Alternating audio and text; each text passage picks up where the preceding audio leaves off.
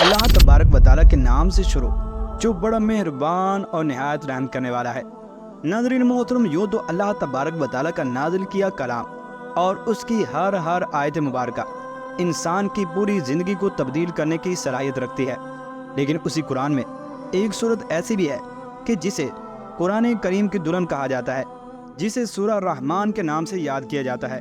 नाज़रीन मोहतरम, सूरह रहमान को कुरान करीम के अंदर दुल्हन की तरह क्यों करार दिया गया है और इस सूरत के अंदर अल्लाह तबारक व तआला ने बार बार फबिअय्यि आलाइ रब्बिकुमा तुकज़्ज़िबान का जिक्र क्यों किया है और इस सूरह मुबारक का नाम अल्लाह तबारक व तआला ने सूरह रहमान क्यों रखा है। इस सूरह रहमान के पोशीदा असरार क्या हैं और ये सूरह रहमान किस तरह से हमारे दिलो दिमाग पर असर अंदाज होती है कि जिसे देखकर आज की जदीद साइंस भी हैरान है।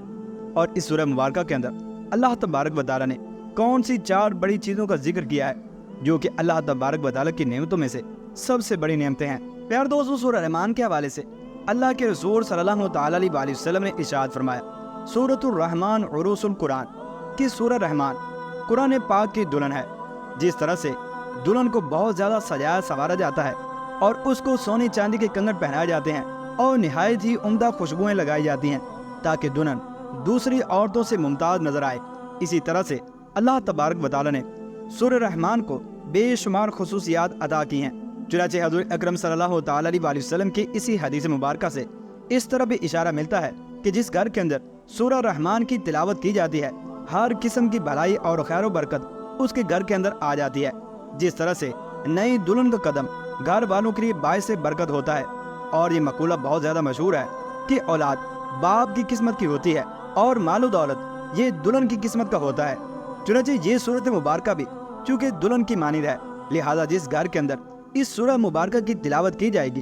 तो इस सूरह मुबारक के इस घर में नज़ूल होने की वजह से इंसान के बिगड़े हुए काम बनने शुरू हो जाएंगे। और ये सूरह मुबारक गुर्बत व अफलास से निकाल कर इंसान को गिना अता करने वाली है। और ये भी ऐन मुमकिन है कि क़यामत के दिन इसी सूरह मुबारक सूरह रहमान को दुल्हन बनाकर इंसान के साथ उसका निकाह कर दिया जाए, क्योंकि रिवायात के अंदर आता है जो शख्स जितनी ज़्यादा तकवे, परहेजगारी और इखलास के साथ अल्लाह तबारक व तआला की इबादत करता है, उसकी जन्नती आमाल और वहाँ की नेमतें और वहाँ की हूरें इतनी ही खूबसूरत होती हैं। और इसी तरह से जिस तरह दुल्हन पर शर्म व हया का दुल्हन बनने के वक्त बहुत ज़्यादा गलबा होता है, चुनांचे ये सूरह मुबारक नाफरमान औलाद की काट है कि इस सूरह मुबारक को पढ़कर अगर पानी पर दम करके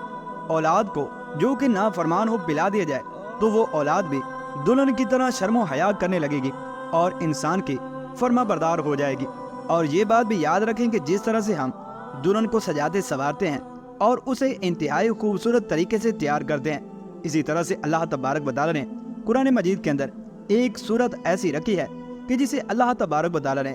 खूब सजाया और संवारा है और इसी का नाम सूरह रहमान है। और इस सूरत के अंदर अल्लाह तबारक व तआला ने इंतहाई खूबसूरत अल्फाजों का इस्तेमाल किया है। और अल्लाह तबारक व तआला ने इस सूरह मुबारक को एक ऐसी तर्ज पर लिखा है कि अगर कोई खुश इल्हान कारी इस सूरत मुबारक को पढ़े तो इसके पढ़ने का अपना ही एक अंदाज है जो कि कानों के अंदर और इंसान के दिल के अंदर भी रस घोलना शुरू कर देती है। नाज़रीन मोहतरम, चूँकि इंसान निस्यान से है और बार बार अल्लाह तबारक व तआला की अदा की गई नेमतों को भूल जाता है, इसी वजह से अल्लाह तबारक व तआला ने इस सूरह मुबारक यानी कि सूरह रहमान के अंदर बार बार फबिअय्यि आलाइ रब्बिकुमा तुकज़्ज़िबान का जिक्र फरमाकर इंसान को अपनी नेमतें याद दिलाई हैं ताकि इंसान जब जब इस सूरत मुबारक को पढ़े तब तब अल्लाह तबारक व तआला की बारगाह के अंदर सजदा शुक्र बजा लाए और अल्लाह तबारक व तआला की नेमतों का हमेशा शुक्र गुजार रहे कि मेरे परवरदिगार ने मुझ पर कितनी रहमतें और कितनी नेमतें नादिल फरमाई हैं। प्यारे दोस्तों, ये बात भी याद रखें कि अल्लाह तबारक व तआला यूँ तो दुनिया में बसने वाले हर शख्स की पुकार को सुनता है, लेकिन अल्लाह तबारक व तआला कुरान पाक को अपनी खास तवज्जो के साथ समाअत फरमाता है। चुनांचे जब भी कुरान पाक को तिलावत करना चाहें या सूरह रहमान की तिलावत करनी हो तो इंतहाई खुश इल्हानी के साथ हमें चाहिए कि हम कुरान पाक की तिलावत करें, क्योंकि रसूलुल्लाह सल्लल्लाहु तआला अलैहि वसल्लम ने इरशाद फरमाया कि जो कुरान को खुश इल्हानी के साथ नहीं पढ़ता वो हम में से नहीं है। और क्या पता जिस वक्त आप सूरह रहमान की तिलावत कर रहे हो तो अल्लाह तबारक व तआला की खास रहमत आपकी जाने मुतवज्जे हो, जिसकी वजह से आपके बिगड़े हुए काम बन जाए। क्योंकि अगरचे ہم قرآن پاک کی تلاوت کر رہے ہوتے ہیں اور ہمیں یہ نہیں پتہ چلتا کہ کون سن رہا ہے، لیکن اللہ تبارک و تعالیٰ قرآن پاک کو سن رہا ہوتا ہے۔ ٹھیک اسی طرح سے جیسے حضرت ابو موسیٰ اشعری رضی اللہ تعالیٰ عنہ کے حوالے سے نقل ہے کہ ایک دفعہ آپ تہجد کے اندر کھڑے ہو کر قرآن پاک کی انتہائی خوبصورت آواز کے ساتھ تلاوت فرما رہے تھے۔ حضور اکرم صلی اللہ تعالیٰ علیہ وسلم کا ادھر سے گزر ہوا تو آپ نے سنا کہ آپ کا صحابی انتہائی خوبصورت آواز کے ساتھ قرآن پاک کی تلاوت فرما رہا ہے۔ چنانچہ حضور اکرم صلی اللہ تعالیٰ علیہ وسلم کو ان کی تلاوت کا انداز اس قدر خوبصورت معلوم ہوا کہ حضور اکرم صلی اللہ تعالیٰ علیہ وسلم کافی دیر تک کھڑے حضرت ابو موسیٰ اشعری رضی اللہ تعالیٰ عنہ کی تلاوت کو سنتے رہے۔ چنانچہ جب صبح وہ حضور اکرم صلی اللہ تعالیٰ علیہ وسلم کی بارگاہ کے اندر حاضر ہوئے تو حضور اکرم صلی اللہ تعالیٰ علیہ وسلم نے ارشاد فرمایا، اے ابو موسیٰ اشعری رضی اللہ تعالیٰ عنہ، کہ تمہیں اللہ تبارک و تعالیٰ نے حضرت داؤد علیہ السلام کے لحن میں سے لحن داؤدی عطا کیا ہے، کیونکہ تم قرآن پاک کی انتہائی عمدہ آواز کے ساتھ تلاوت کرتے ہو، اور رات کو میں تمہاری تلاوت سن رہا تھا۔ جبکہ ایک روایت کے اندر ہے کہ جس طرح سے اللہ تبارک و تعالیٰ کان لگا کر قرآن پاک کو سنتا ہے، اس کے علاوہ کسی اور کلام کو نہیں سنتا۔ ناظرین محترم، یوں تو قرآن پاک کے ہر لفظ کے اندر حسن معنوی اور حسن صوتی موجود ہے، لیکن سورہ رحمان کے الفاظ اس قدر اعلیٰ ہیں کہ یہاں پر آ کر حسن صوتی آپ کو اعلیٰ قسم کے کلائمیکس پر نظر آئے گا۔ ناظرین محترم، یہ سورہ مبارکہ قرآن پاک کے اندر اس وجہ سے بھی ممتاز ہے کہ اللہ تبارک و تعالیٰ نے اس سورہ مبارکہ کی پہلی 4 آیات کے اندر 4 بڑی چیزوں کا ذکر کیا ہے۔ چنانچہ اللہ تبارک و تعالیٰ اس سورہ مبارکہ کی پہلی آیت کے اندر ارشاد فرماتا ہے الرحمن۔ ناظرین محترم، لفظ رحمان پر غور کریں تو پتہ چلتا ہے کہ رحمان کیا ہے؟ اللہ تبارک و تعالیٰ کا نام، اور اس کا مادہ ہے رحمت۔ قرآن پاک کے اندر 2 ہی الفاظ ایسے ذکر کیے گئے ہیں کہ جن کا مادہ ایک ہے، ان میں سے ایک لفظ رحمان ہے اور دوسرا لفظ رحیم ہے۔ یہ دونوں ہی لفظ رحمت سے نکلے ہیں، اور اس سورۃ مبارکہ کے اندر اللہ تبارک و تعالیٰ نے سب سے پہلا لفظ جو استعمال کیا ہے وہ ہے رحمان کا، یعنی کہ سب سے بڑھ کر مہربان، جس کی رحمت سمندر کی ابھرتی ہوئی لہروں کی مانند ہے، اور انسان کو سب سے زیادہ ضرورت اللہ تبارک و تعالیٰ کی رحمت کی ہوتی ہے،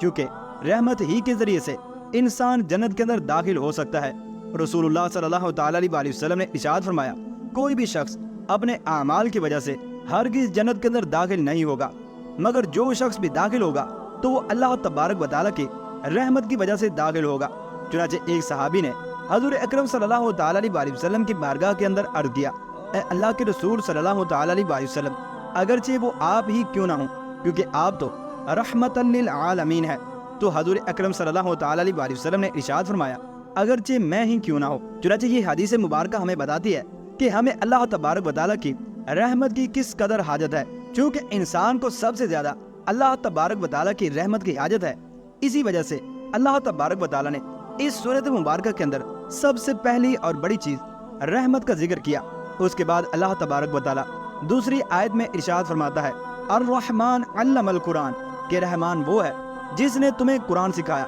ناظرین محترم، اللہ تبارک و تعالیٰ کے عطا کیے گئے علوم میں سے سب سے بہترین علم جس کے اندر ہر چیز کا ذکر موجود ہے وہ اللہ تبارک و تعالیٰ کا کلام قرآن پاک ہے۔ چنانچہ یہ اللہ تبارک و تعالیٰ کی عطا کی گئی چیزوں میں سے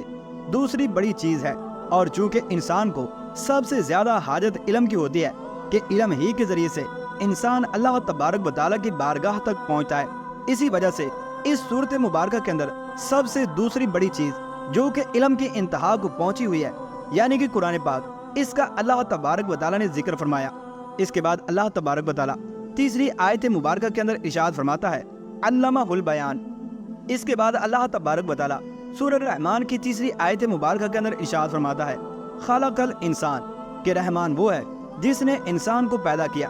ناظرین محترم، یوں تو اللہ تبارک و تعالیٰ نے کم و بیش 18,000 مخلوقات پیدا فرمائی ہیں، لیکن ان مخلوقات میں سے سب سے اشرف اور اعلیٰ مخلوق انسان ہے۔ اسی وجہ سے اللہ تبارک و تعالیٰ نے تیسری آیت مبارکہ کے اندر کائنات کی سب سے بڑی چیز یعنی کہ انسان کی تخلیق کے حوالے سے ذکر فرمایا۔ اس کے بعد اللہ تبارک و تعالیٰ چوتھی آیت مبارکہ کے اندر ارشاد فرماتا ہے علمہ البیان، اور ہم نے انسان کو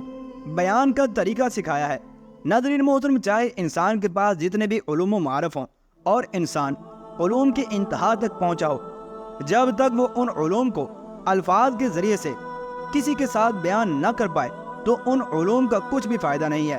اس سے ہمیں پتہ چلتا ہے کہ بیان اللہ تبارک و تعالیٰ کی عطا کی گئی نعمتوں میں سے سب سے بڑی نعمت ہے جو کہ اللہ تبارک و تعالیٰ نے انسان کو عطا کی ہے۔ اسی وجہ سے اللہ تبارک و تعالیٰ نے اس آیت مبارکہ کے اندر بیان کا ذکر فرمایا ہے۔ پیارے دوستو، یہ بات بھی یاد رکھیں کہ جہاں پر سائنس، ٹیکنالوجی اور انسانی علوم کی انتہا ہوتی ہے، وہاں سے روحانیت کا دائرہ کار شروع ہوتا ہے۔ چنانچہ ایک ریسرچ کے مطابق کہ ان ڈپریشن کے مریضوں کو 2 حصوں کے اندر تقسیم کیا گیا۔ ایک حصے کے اندر وہ لوگ تھے کہ جن کو روزانہ سورۃ الرحمن کی تلاوت سنائی گئی، اور دوسرے حصے کے اندر وہ لوگ تھے کہ جنہیں روزانہ میوزک وغیرہ سنایا گیا۔ چنانچہ جب وقت کا اختتام ہوا تو پتہ چلا دونوں قسم کے لوگوں کے اندر ڈپریشن کا مرض کم ہو چکا تھا، لیکن وہ لوگ جو ڈیلی میوزک کے ذریعے سے اپنے ڈپریشن کو کم کر رہے تھے، ان کا ڈپریشن کم تو ہو گیا، لیکن وہ اتنی مقدار تک نہ پہنچ سکا جتنا کہ ان لوگوں کا ڈپریشن کم ہوا جو روزانہ سورہ رحمان کی تلاوت سنا کرتے تھے۔